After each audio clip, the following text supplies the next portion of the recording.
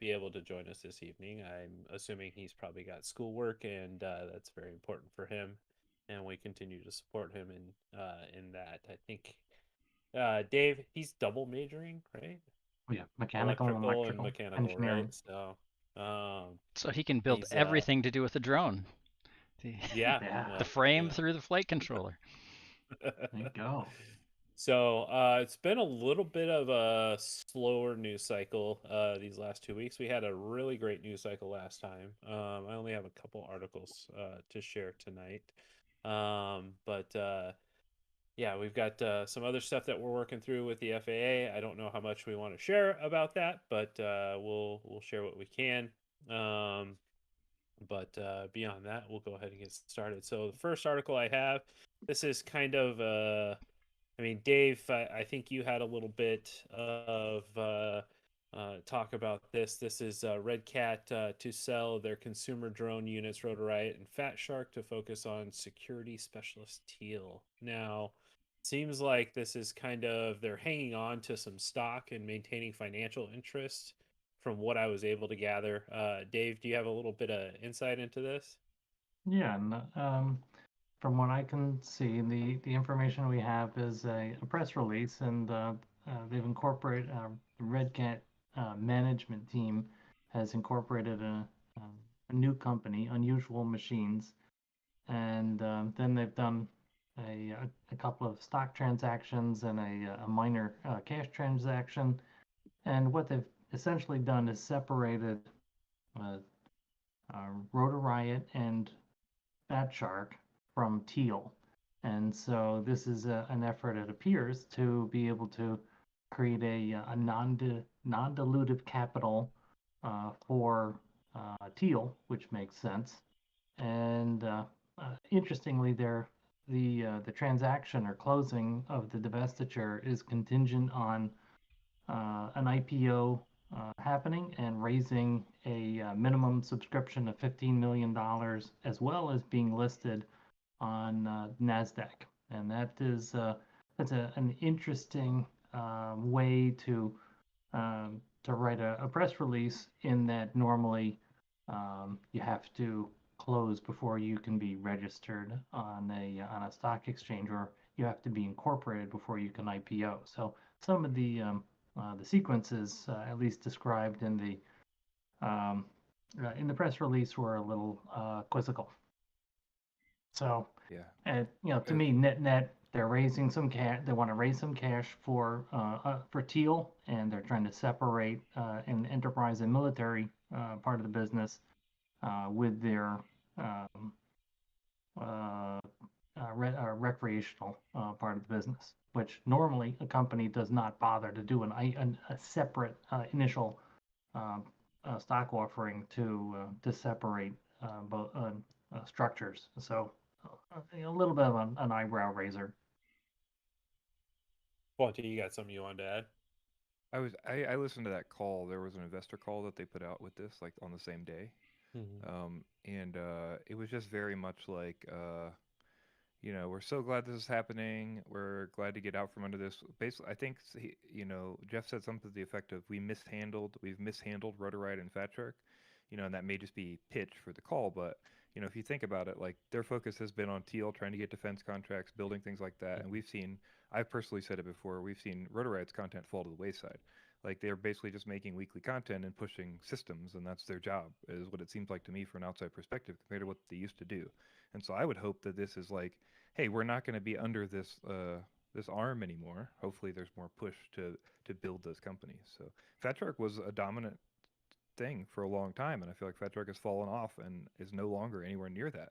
Now we're getting HD Zero making the best box goggle you can, or the best goggle you can buy, and we've got Fat Shark making a Dominator goggle that you can't even use HDMI in or analog with. It's like it's just like it's such a weird world, and I don't really, they basically totally abandoned analog in any other systems, and I don't know. With all that said, I'm hoping that this change in management, Jeff Thompson will still be there, I assume, but hopefully it'll be a separate arm that isn't considered with like, hey, we just need to make revenue so that it looks good on the books because we're not making anything with teal and we have all this money we made and we're burning money every fiscal. Like that's the way I was looking at it, right? So like because Yeah, it all their appears revenue, that Jeff Thompson will retain a position, but he's completely out yeah, of the line of chain of command. And even yeah. they've even hired in a CEO to run the Who combination of Rotor Riot and Fat Shark. who by the way seems to be on the AC. I looked at that and he lists the AC on his LinkedIn, which I thought was interesting. That's right. So I remember the name. I was wondering where Um, Hmm. but yeah, so that'll be Brendan interesting to see Horvath? the developments there, right? Like and see how Yep. that goes. Yeah, So yeah, and I agree with you plenty on Fat Shark. I mean, to me, the heart and soul of HD0 is the ASIC inside it, and uh, the the author of the ASIC, Carl Zhao, is also the designer behind um, uh, the core graphics processor that most every goggle uses. So he's got uh, yeah, very tight knowledge on a graphic subsystem, and that's where digital's going. that whole I don't know how much we want to talk about. That whole move was just very confusing. Like they basically bailed on HD0 and then moved to Walksnail to Cadex, right, to use the avatar system and build goggles around it, and then dropped Yep. HD0 totally. However, they don't retain any rights to that. Like I don't understand the business decision. Like that was what always confused me was on the back end what happened to say like we've got basically exclusive rights to a chipset and we're selling the hardware and we could build all the pieces for the hardware and they'll let us do whatever we want with it, and then we're just going to keep it arm's length. We're going to stop making VTXs. We only want to make goggles. We care more about digital. We're going to push toward digital in it. It just was such a weird pivot, and I don't know. I wonder like does Greg still care that much? Like Greg French, or like where was the motivation for that? And like I don't know. But then we saw Walkstone release the same goggle, the same exact molded goggle, right? And like maybe it was cloned, but it sure doesn't seem like it was cloned. It sure seems like it was made in a Fat Shark facility, because it's literally Yeah, identical. I think the intellectual property is Walksnail. It's not Fat Shark. Well, Mhm. Fat Shark claims it's not. It's Fat Shark's, and Fat Shark claims that Walkstone made it on their own, and they're not making it in the same facility. Walkstone claims they are making it in the same They facility. clean room. Yeah, they clean It's room that. like a hot Whoa. Yeah. mess. Yeah, so it's just a Oh my mess, goodness. and so hopefully this whole pivot, they can move away, they get a different CEO, they get different leadership under the whole deal, and maybe they can find a new solution for like how can we start building back the business that we want to have and stuff. Because I don't know, I don't see Fat Shark lasting that long as the business they're doing. I saw Fat Shark lasting long in the corporate sector and in the military sector Right. for making goggles and hardware for those people because we don't want them 100%. anymore, right? Like that's the way I look at that. Like Walksnail, like Cadex doesn't need Fat Shark at all. There's no benefit to them, I don't know. It's just very odd. So anyway, Yeah, I think that's I my rant. mean I would agree with Plenty. I think the benefit to Fat Shark was, starting to pivot out of the consumer market and into, military, law enforcement, that kind of stuff where that kind of technology is valuable and still fresh and new, right? So Yeah. um but and I think they delved a little bit into that, but I don't think it went as deep as it needed to. I mean, But I'll just say, they sold the HD0 VRXs that they sold because their marketing was so bad, their hardware was poor, like their support for it was bad. When they sold those HD0 VRXs, they sold most of them, from what we could tell by looking at statements, to their own Skypersonic, and Mhm. Skypersonic like was using that hardware in house. So like basically they didn't even do that well on the VRXs that they did build because they didn't understand the market or what they were doing or where they were going or what was present or what they were building. They built shitty hardware and then like yeah, it's just very confusing. So like, yeah, that's where all those VRXs are is in Skypersonic right now. They still have like 500 or 700 of them or something. That was like a big part of the chunk that they Mhm. sold of those VRXs. Anyway, Yeah. Moving on. Interesting topic, but I mean, yeah, there's a lot to kind of unpack there. So, yeah, take it for what you will. I still imagine Jeff Thompson's gonna be involved, but hopefully, I'm with Blunty on this. Is hopefully there's a pivot, and I mean, Rotor Riot began essentially as an entertainment company, creating amazing videos, and has pivoted. And I'm not bashing anybody at Rotor Riot. Rotor Riot, they're part of the community, but I feel like there's some growth and change maybe would be the right way to go. So There's I just want to say one thing. When you have jobs to do in positions in mhm, companies, and that's what you do. That's the only thing mhm, I'm going to say. So regardless of how anybody has acted or what they've done or their positions they've taken or how they've done anything, like right. there's opportunity for change and differences and different statements and stances and things happen because they have to happen legally and business wise. I think so. That's the way I would look at that. Like anybody who was under an obligation is no longer hopefully under that same obligation because it's not the same attachment. At least hopefully. I mean, there's still, like we talked about, similar stock and there's still investment there, but hopefully it's Mhm. not the same kind of push from the back end we would have seen in the same Yeah, way. So, a little more creative Well, on the front as side. far as yeah. goggles go, I'm an HD0 fanboy, so I've sign only me got up. to try them the one time. I got to Wait, try Dave's at Flight Fest. They waiting were pretty good. waiting for my HD0 goggles. They sold Nice. Yeah. what 500 units in 2 days. Yeah. I just want, I'll just Not want to mention bad. too, um, Walksnail has been doing that crazy sale for the VRXs, and they just Yeah. announced they sold over 4,000 in this month. That That's seems pretty good. crazily high. Are Yeah, there it was really that many 1,600 in the people? first week, and now 4,000 after the month. So Hmm. I don't, I don't know. Interesting. I mean, it's really cheap. It's $200 for a VRX All camera right. and VTX. So Mhm. it's Yep. like they're basically fire sailing them. So I saw I know a bunch the of people who Avatar bought one. goggles or Dominators or whatever. They were on a pretty hefty Black Friday sale too, in Yeah, a they were couple trying to different sell. places, I think they were discounted 150. So which is a lot for yeah, a set of goggles. That's interesting. Yeah. I assume That's we'd a big never know big the discount. actual number, but I'd be curious how many DJI O3 Air units were sold the first couple days they were available. I'm kind of with Dave. When I get a new set of goggles, I still fly Dominator HD2s. Don't judge me.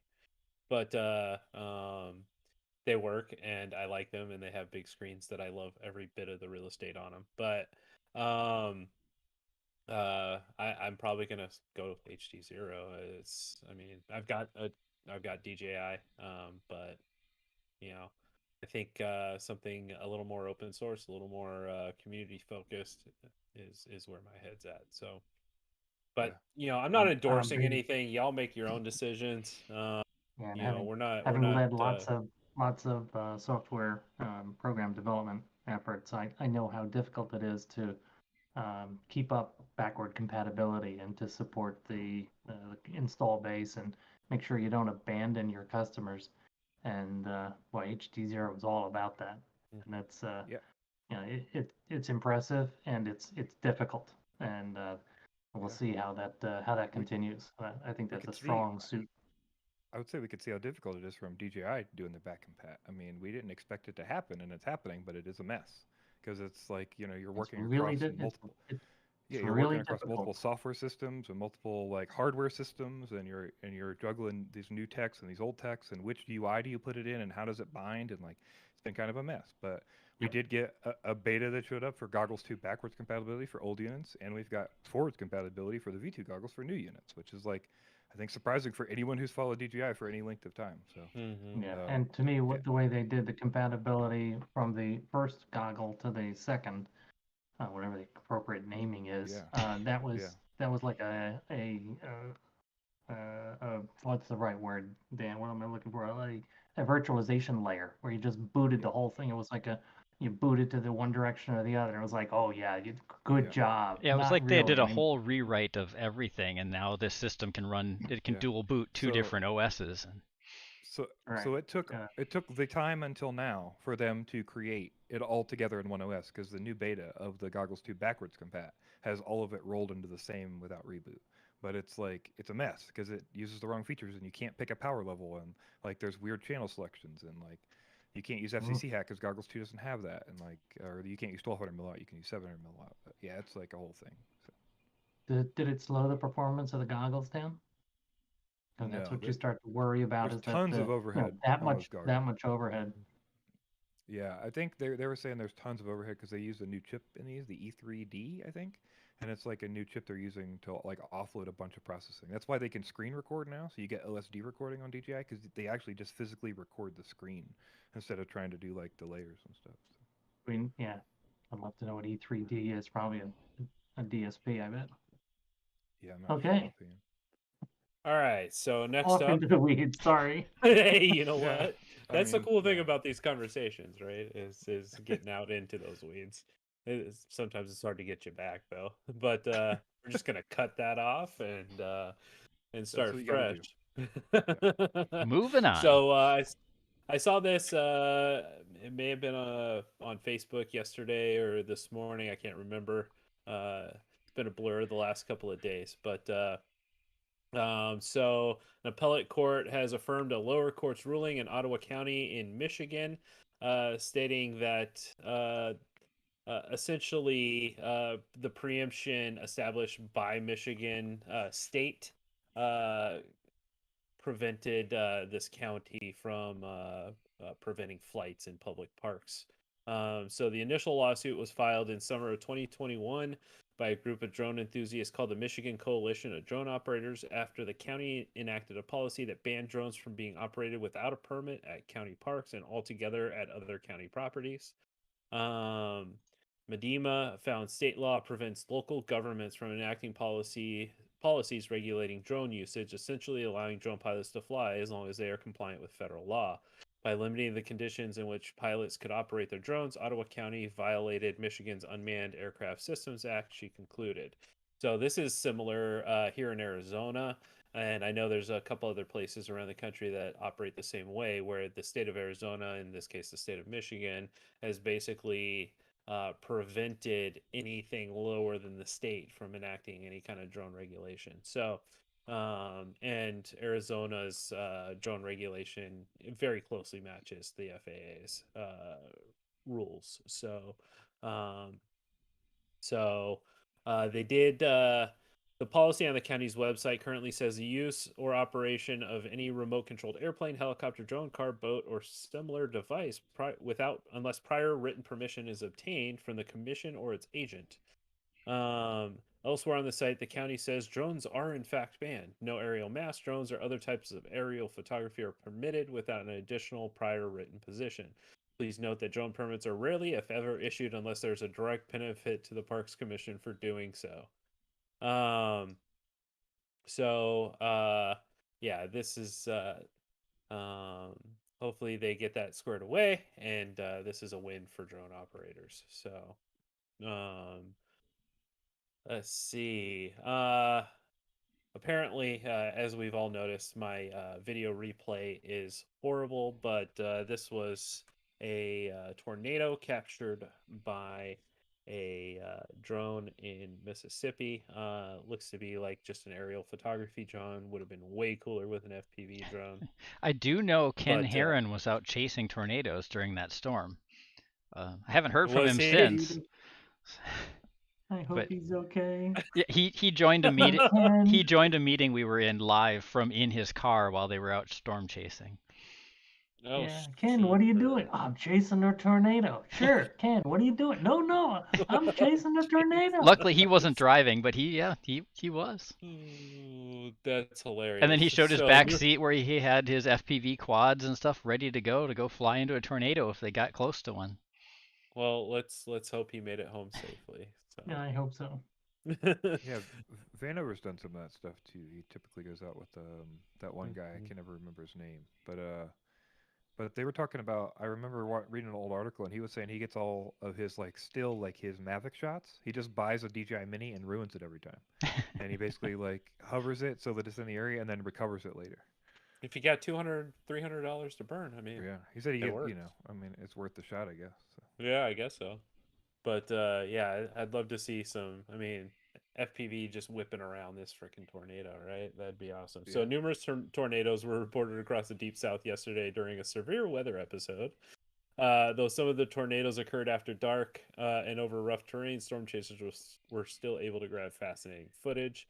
You've probably seen plenty of videos of tornadoes filmed from the ground, but have you ever seen one filmed from the drone? That's what chaser Ryan Hearn was able to do as a rotating thunderstorm approached Bassfield, Mississippi on Tuesday night. So there is a video you think remote here. ID is going to be required there? Or you think you could do Well, it? you know, free approved?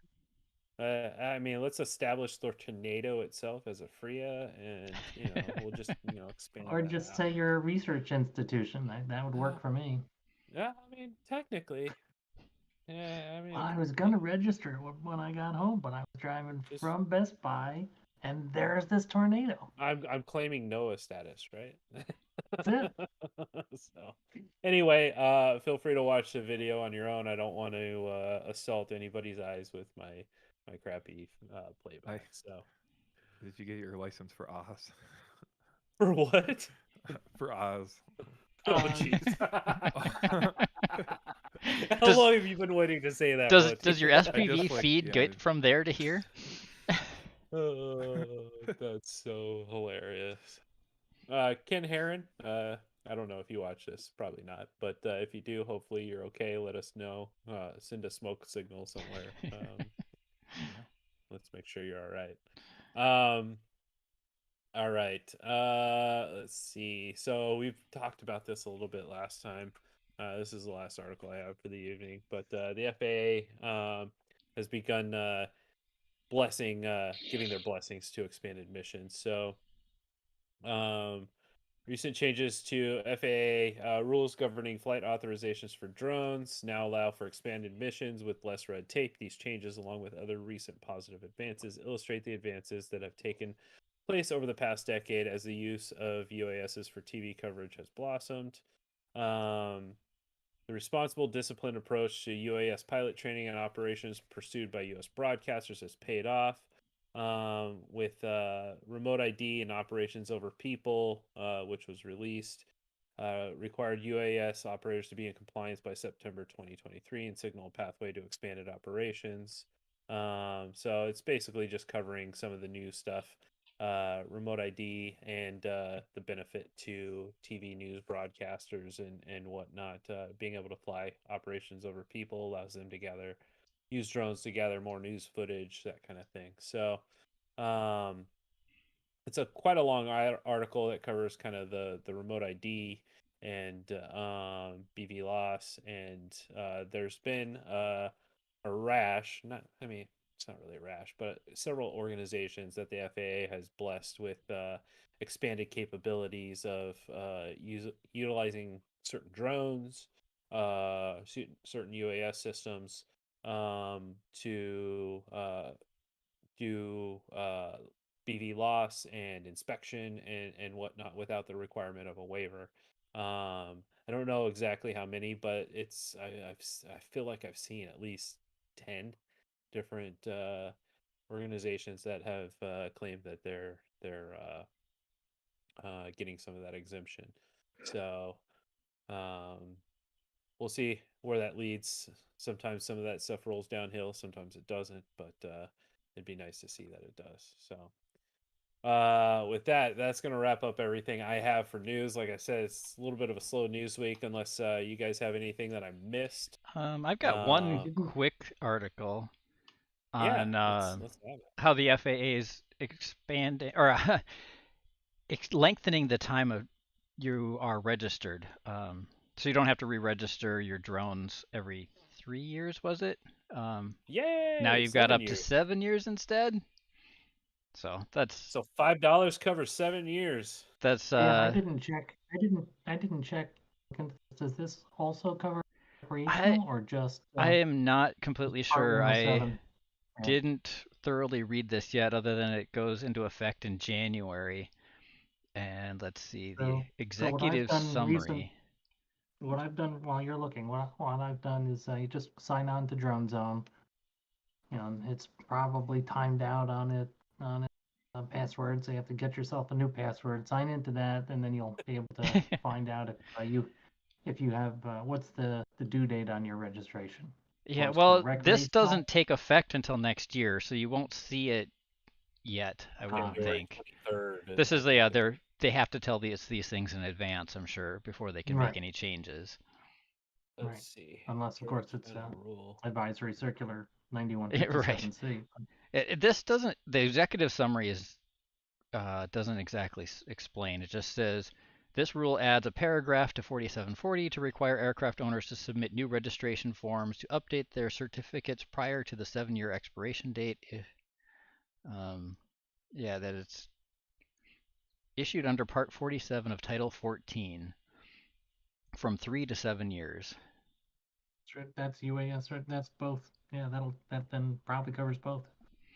I think the problem is that people didn't re-register, so they're just like, "Hey, here's an extra 4 years for free, We so can we count- can say you." Yeah, does that we then can let them roll count the back. numbers more? Because listen to this. That's So check this out. The re-registration rule established the current 3-year duration for aircraft registrations. Prior to the re-registration rules, aircraft registrations were of an indefinite duration, which made it difficult for the FAA to maintain accurate aircraft registration information. While there was a requirement for aircraft owners to keep their registration up to date, the FAA found that many aircraft owners failed to update their registration information. Big surprise. Adopting the 3-year duration for certificates created a regular process for aircraft owners to update their registration information. So it seems like, I mean, part of it is like, you need to update it. And now they're just like, meh, we're just going to consider you updated. Never is too long. 3 years is too short. So let's go with 7. Oh, that's hilarious. Let's see. There's also another NPRM. Blunty, you found this one, carrier aircraft definitions. We need to pour through that one and determine if there's any UAS carrier wording in it, or is it just so it says crewed or manned aircraft? This specific thing right here, it says that the FAA is amending their certificate duration period to 7 years for all aircraft. The FAA does not possess a list of non-commercial general aviation aircraft. Moreover, an aircraft may operate as non-commercial general aviation on one flight and commercial on the another. Therefore, this rulemaking benefits all aircraft owners by lessening the burden and cost of renewing aircraft registration. So is this for not just drones, for everything? Let's see. What it sounds like. Yeah, it does sound like that. 47. I'm trying to think if 47. Or does this not cover drones at all? I was just going to say, does this count for drones? Yeah. 47 is the registration requirement for drones. I think this, the one cited, Dan, that's just drones. 47. Yeah, it's talking about Part 47 amendments. Yeah. Part 47 is registering aircraft. I don't know. Is it really? It's general? Affected aircraft. Let's see. 47 and 48. Excuse us as we dissect this live on air. Your homework. This is what we do. Yeah. That's right. Are you sure? Let's see. General aviation, jets, cargo, regional carriers, all combined. I think this is more for full scale. Okay, well, we'll dig into that and figure it out. Yeah, for sure. Welcome to our world. This is how we rip through stuff. Sifting through the FAA language, not so easy. We're also working on AAAC, Advanced Aviation Advisory Committee, Tasking Group 14, which has to do with the industry assisting the FAA to accelerate beyond visual line of sight. And we're also working on TG15, which is creating a playbook for groups or companies to reach out to the public if they're going to do some sort of drone deployment. So that looks, we are blessed with the James Burgess Ryan, former CEO of Google Wing. The man is brilliant, and he's absolutely an inspiration to that tasking group. And so we're rocking it on that one. And we have an Amazon general manager running TG14, and that's a holdover from the BV Loss leadership was Sean Cassidy, who's also an Amazon exec, and he is all helping Carmen, who is leading TG14. Let's see, next week, I think. Go ahead. I was just going to ask, so both of those tasking groups have started? You've had at least 1 or 2 meetings for each one so far, and they've just barely gotten started? Just kicking off. We've had the first meeting.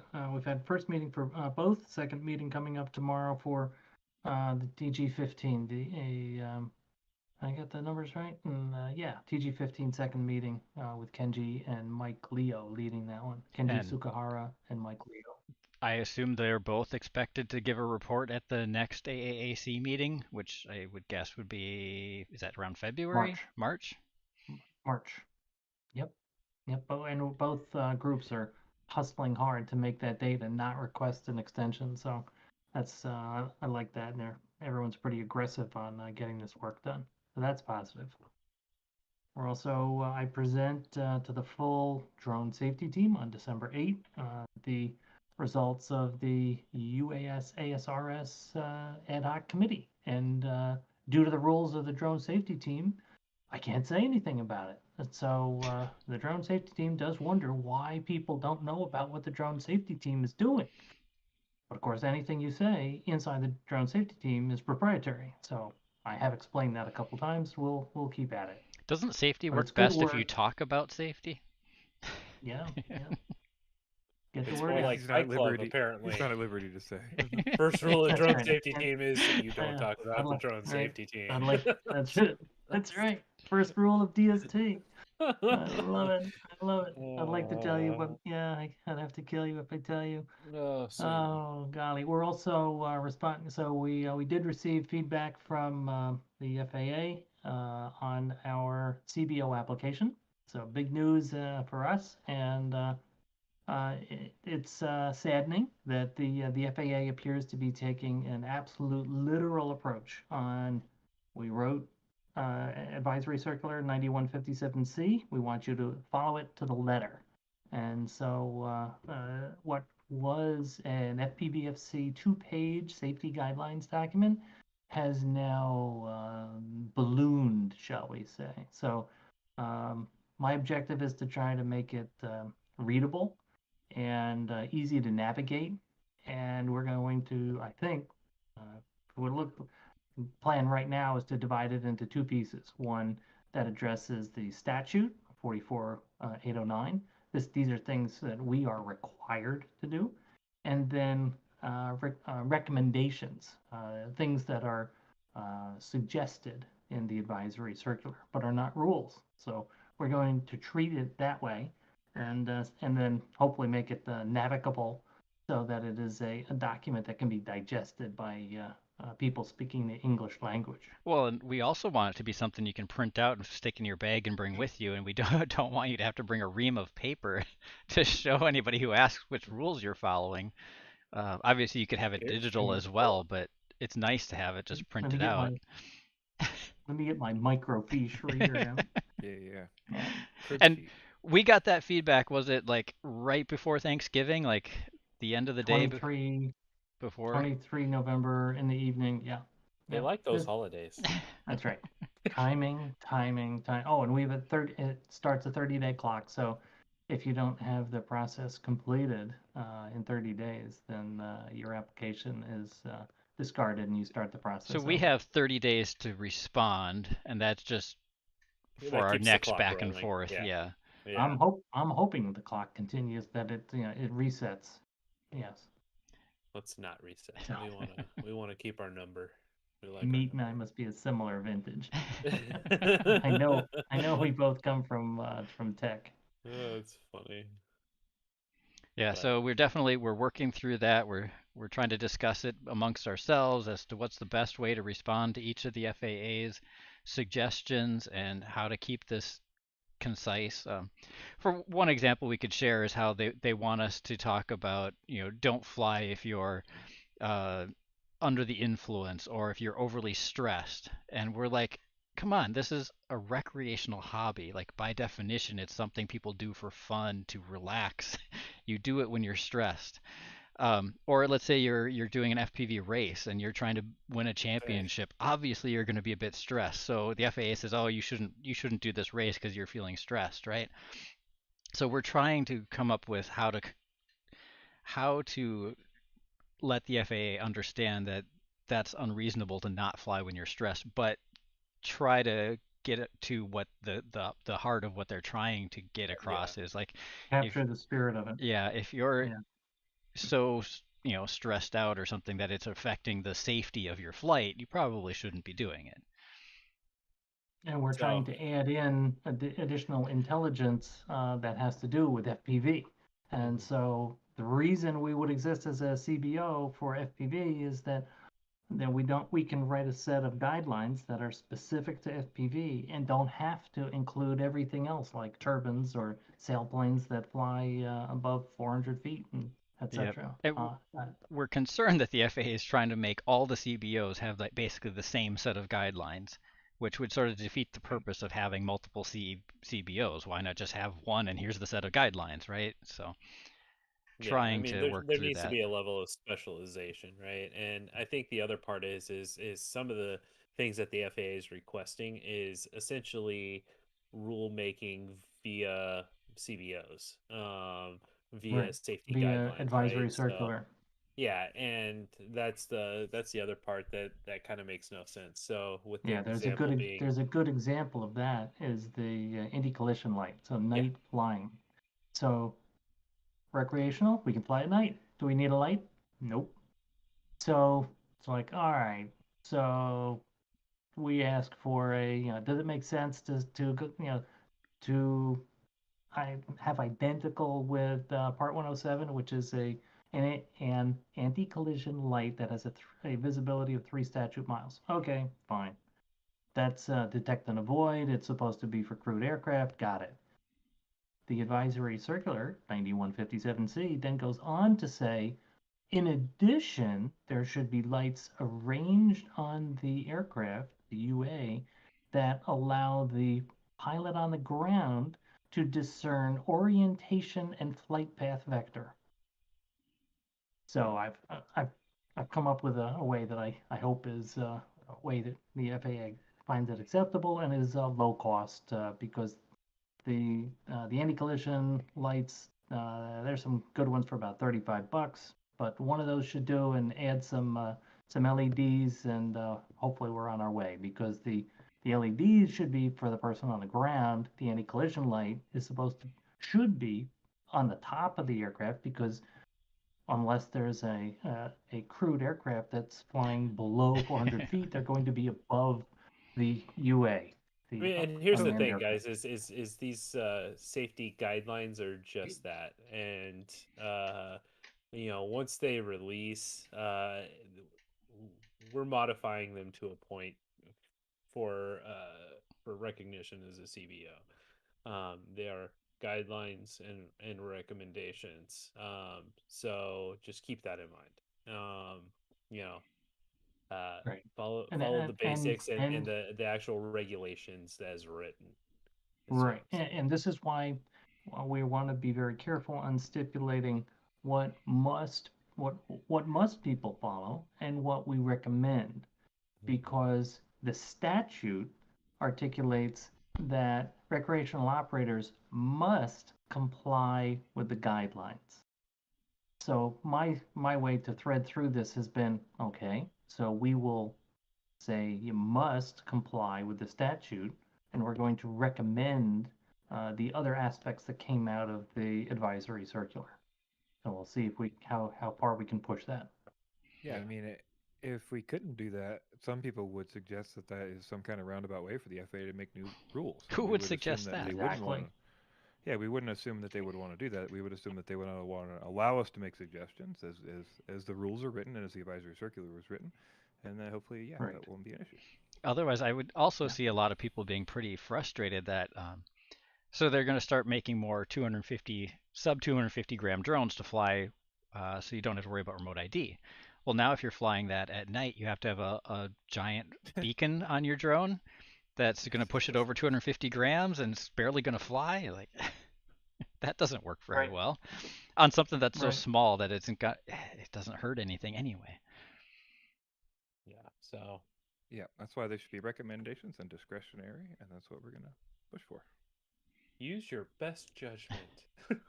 Yeah, CB runner. It's just too much for something that's a hobby. Yeah, I hit that. I hit on that point, and in multiple ACT tasking groups, we've had multiple excellent positions put forward. One size did not fit all. The rule should be proportionate to the risk, and so we've banged on that on those points pretty heavily in our response. This is a hobby, you know. We're here to have fun. But I love Dan's point, and I tried to recast the because they want us to, as you read in the advisory circular 9157C, they want us to include "I am safe," and it's like, oh come on, this is an acronym to determine am I okay to fly as a pilot of a crewed aircraft, and for crewed aircraft makes a ton of sense. You've got other people's lives on the line, got it. This is a hobby. This is recreation. So, and on the stress point, I think I beat that one to death on the words, both for FPV racing as well as the benefit of FPV for people who are stressed, people who have chronic pain, and people who are suffering from PTSD that they find relief from flying FPV. So, huge benefit, and we want to lean on that with the FAA to say, come on, this is what you're restricting. So Stan asks, any thoughts on simplified guidelines, possibly more restrictive for newer hobbyists, followed by more open guidelines for those who have already learned how to adopt the wider rules? And I would say this falls under the use your better judgment, right? The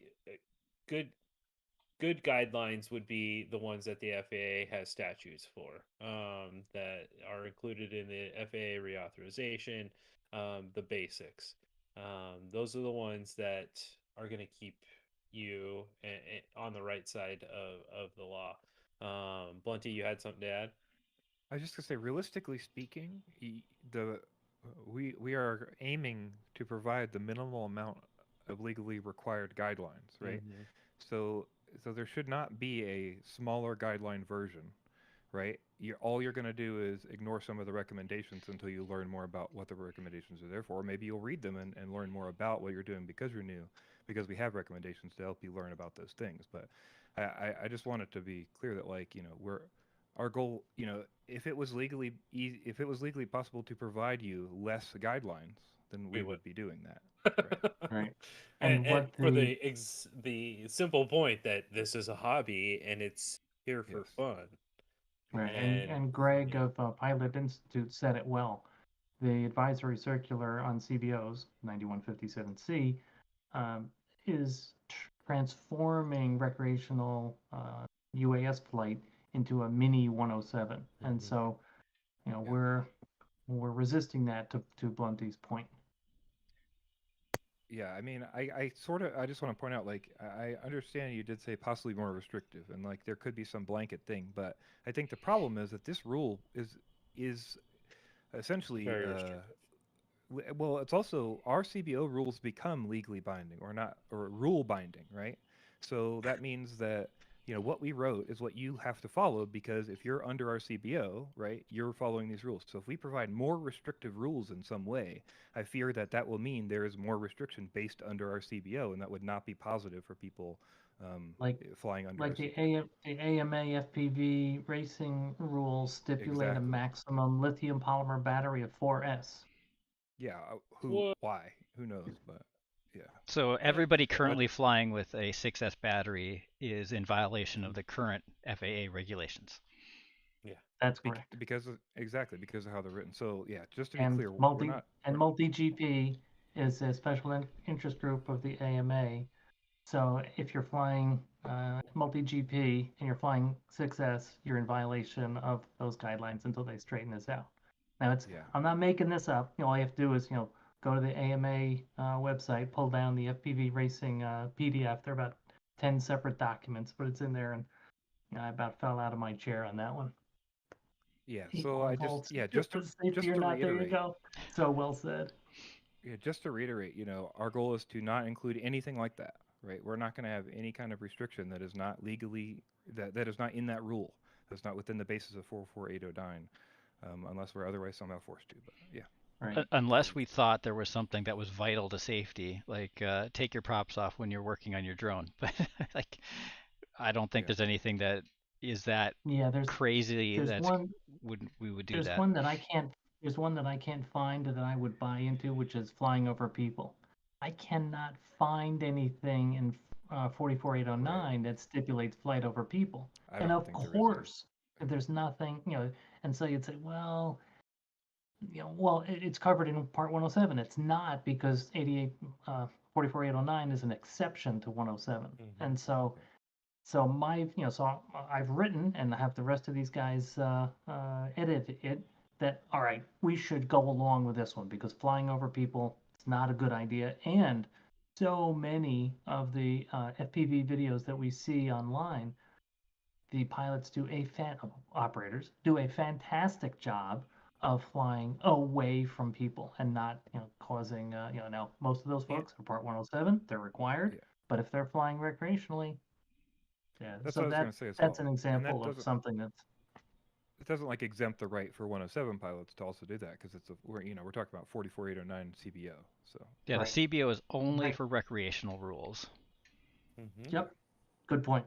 Good point. Yeah, and the sticking point to this is, and something that I want to kind of just expand on, is that in the standard statutes, you are required to fly by a set of safety guidelines put forth by a FAA recognized CBO. So you have to pick one or the other. And the funny thing about like AMA only limiting you to 4S for drone racing means you can't actually fly recreational drone races with anything more than a 4S battery. In that case, you are legally liable if somebody wants to cause some legal trouble for you. So that's why we're trying to keep this as simple as possible, as least restrictive as possible, so that you have a set of rules that if you choose to fly by them, will keep you as kind of protected as possible. There's no drone FPVFC drone police that are going to come out and be like, hey, you're not following this rule, but somebody like an actual law enforcement can request the rules that you're flying by, and if you're in violation of what guidelines, and as everyone, to repeat, anyone can pick up a copy of FPVFC safety guidelines and cite them as the safety guidelines they're using. They do not have to have a paid membership to FPVFC, and that's stipulated for all of the CBOs. Standpoints. I just want to point out standpoints out as a response that, like, perhaps outside of the CBO, an organization could give guidelines that are more restrictive for new hobbyists, so that they could get an entry point. And I think that's a good idea. So somebody else could do that kind of work, right? An outside advocate or evangelist or whatever. And then if a pilot feels like they should follow that, then they can. Otherwise, they can follow into the CBO guidelines. Or a training organization, right? So like somebody who's going to train new pilots would obviously say, don't do this, that kind of thing, until people are more accustomed. But what I would say is FPV is not that hard to fly. It's probably one of the easiest ways to fly to pick up. I've been flying for, I don't know, I lost count at this point, for a long time. And I still can't fly my drone more than like 5 feet in front of me, line of sight. It's difficult. And one of my goals is I want to learn to fly line of sight fixed wing, but it terrifies me. I'm like, how does this work? And because I am really locked into the FPV, right? And it's super easy. It's easy to maintain orientation because you're looking in the direction you're going. So it's not that difficult. If I could add on Stan's question, that it would be perhaps an outside organization from a CBO could work on a set of different guidelines. Training program, so I chuckled when I read that, and not to be dismissive or disparaging, but I chuckled because it took Congress 2 years to tell the FAA in the 2018 FAA Reauthorization Act that they had to do this, and then it took the FAA 4 years to come up with the Advisory Circular 9157C. So I really don't think that the FAA is going to accept another organization separate from CBOs to have anything to do with recreational. No, I think Stan's just outside the law. Just making recommendations that aren't binding in any way. like as a CBO, is there somewhere we could send someone to say like, hey, you're following our CBO guidelines, but hey, Greg over at Pilot Institute has a good way for you to get into the hobby, and it's maybe a little more restrictive, but once you're comfortable, you know what I mean, that sort of thing. Let's say a idea. group like, of STEM teachers. You're under these rules. Yeah, I mean, this would be more like a training program, like a pilot training program, as opposed to a CBO. You could see a whole group of STEM teachers get together and say, okay, here's our guidelines for teaching a STEM class, and when you're flying in your local high school field, you should be following, in addition to a CBO's guidelines, we've got a few more, but they're not a CBO, so the FAA doesn't say that these are actual regulations. They're just additional safety precautions for beginner pilots. Yeah. I can't see it. I can't see because if you can fly and not have remote ID if you're in a free or an educational institution, but you still need to follow a set of safety guidelines. I can't. Yeah, but I mean, if you're operating a training program, you're operating under Part 107, so you're completely separate. You're severed from the CBO. I don't understand. I'm not saying any of that. I'm saying there's no legally binding, there's nothing extra, there's no rule requirement, there's nothing like that. If they're flying under our rules and they want to be safer and they don't understand intricacies, like what kind of lights do I need, or I don't know. Like, I think that's the point of this, right? Is like, hey, I don't understand exactly how to follow all these rules because there's pages and pages of rules and there's a bunch of recommendations, there's a bunch of guidelines and stuff. Is there a way to say like, you can fly at this time with this, or you can fly at this time with this, you can fly with this weight with this? Is there some blanket thing to say like, if you're flying a drone, you need to follow X, Y, and Z. And then later you'll find out, oh, actually, I don't need to do this when I'm doing this. Or actually, I don't need to do this when I'm doing this, right? I think that's the idea. So a new pilot has like 5 rules to follow. And then later they'll get 80 rules to follow when they read our rules, because that's the actual guidelines. I think that's the sort of the concept here. Is like, I'm going to confuse the shit out of a new pilot if I'm going to give them all the rules. And the question is there a way to like summarize those much quicker or much simpler so that a new pilot isn't overwhelmed and actually is interested in following some rules, I guess, right? That's why I'm thinking about it from a perspective of required and recommended. And then I do think the segmentation that we created in the first set of safety guidelines is pretty good. Pre-flight, during the flight, post-flight. Just keep it simple. Yeah. And to Meet's question, do we do a quick reference? We've toyed with that idea, and so if we create a quick reference, then the FAA might say, this is not the official set of guidelines. This is not legit for an individual to carry and as a reference set of guidelines. So we're trying to figure out what's intelligent and how do we still make it approachable, readable, understandable. We could maybe work on something where like we have our official guidelines, but we also have a different page on our website that's like the abbreviated version with links to the full explanations. Just like if you need a quick refresher of what the bullet points are when you're flying, like, but it wouldn't be the official. 8 or 9 points on the 44809. Yep. Good. I mean, once we're done, guys. I mean, once we're done with all this and we're approved and whatnot, I think what we'll do is we can create kind of maybe like a PDF with links built into it that you can just lock into your phone and you can just click the links, right? That's it. Yeah, that's where my head's at. Keep it simple. Yeah, that way you're not carrying. I mean, that way you're not having to carry around a bunch of paper in your bag. You can just keep it on your phone, whatever device you want to do. Keep it digital, and obviously that'll be available on our website as well. But future me speaking. So all right. So anything else, gents?